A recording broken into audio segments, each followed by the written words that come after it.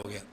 میں نے کہا اب ایک بات میں اور کہنے لگا ہوں، وہ تیرے ذہن میں نہیں، میں نے تیرے اشکال کا جواب بھی دیا ہے، اور میں تجھے یہ بھی بتا سکتا ہوں کہ یہ اشکال تیرے ذہن میں ڈالا کس نے ہے، میں اس بندے کا نام بھی بتا سکتا ہوں۔ بولے گا تھا کس نے؟ میں نے کہا مولانا عبدالسلام رستمی نے،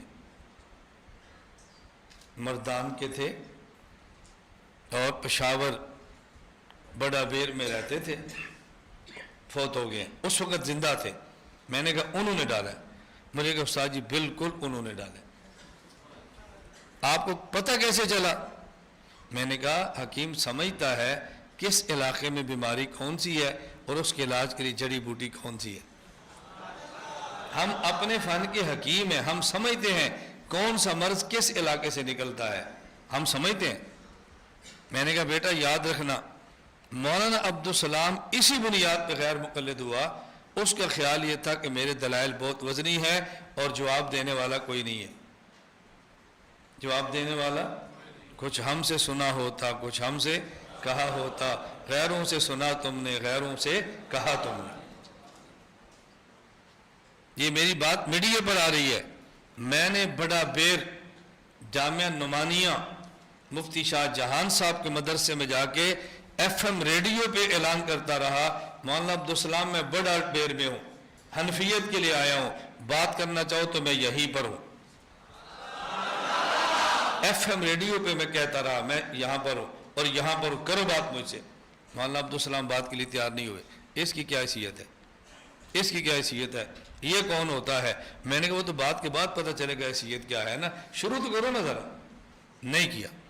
میں نے اس لیے کہا یہ مت کہنا کہ میں گفتگو سے ڈرتا ہوں، ہم گفتگو کرتے ہیں لیکن ترتیب بنا کر کرتے ہیں۔ ان کا تو میں اس علاقے میں روب توڑنا چاہ رہا تھا، اس لیے میں گیا ہوں، روب ہم نے توڑنا تھا۔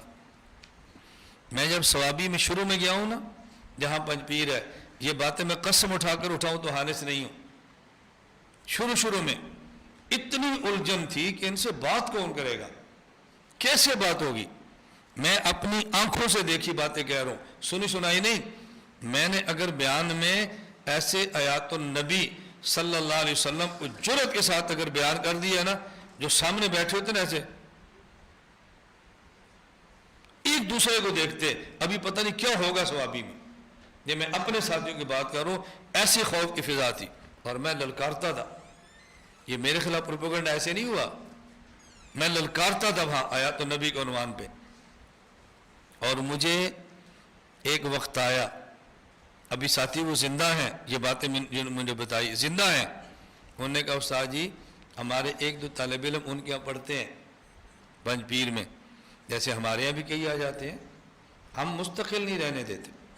مجھے ابھی پتہ چل جائے نا دورے میں آیا اور وہ آیا ہے، سوال ہی پیدا نہیں ہوتا میں سند دوں، سوال ہی پیدا نہیں ہوتا میں سائن کر دوں، ہو ہی نہیں سکتا ہم کہ تو بہت اچھا بیٹا ہے، نا نا نا، ہم ان سے شاباش نہیں دی جاتی۔ طالب علم آئے کتابیں پڑھنے کے لیے اور یہ کہ میں وہی ہوں اور پھر یہاں ٹھہرے، ایسا نہیں ہو سکتا۔ اس کو سمجھاؤ بھائی، مولانا عاطف صاحب بٹھاؤ لائبریری میں، سمجھاؤ، سمجھ آ گئی ہے؟ آ گئی ہے، ٹھیک، نہیں آئی اس کو فارغ کرو، اخراج کرو اس کا۔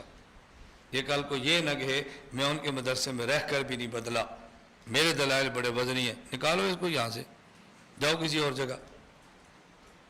اب سمجھ آ رہی ہم سے کیوں کھسکتے ہیں؟ ہمارے یہاں کمپرومائز نہیں ہے، ہمارے یہاں مداہنت نہیں ہے۔ اس کا نتیجہ اللہ نے ہمیں آپ جیسے پیارے پیارے دوست دے دیے۔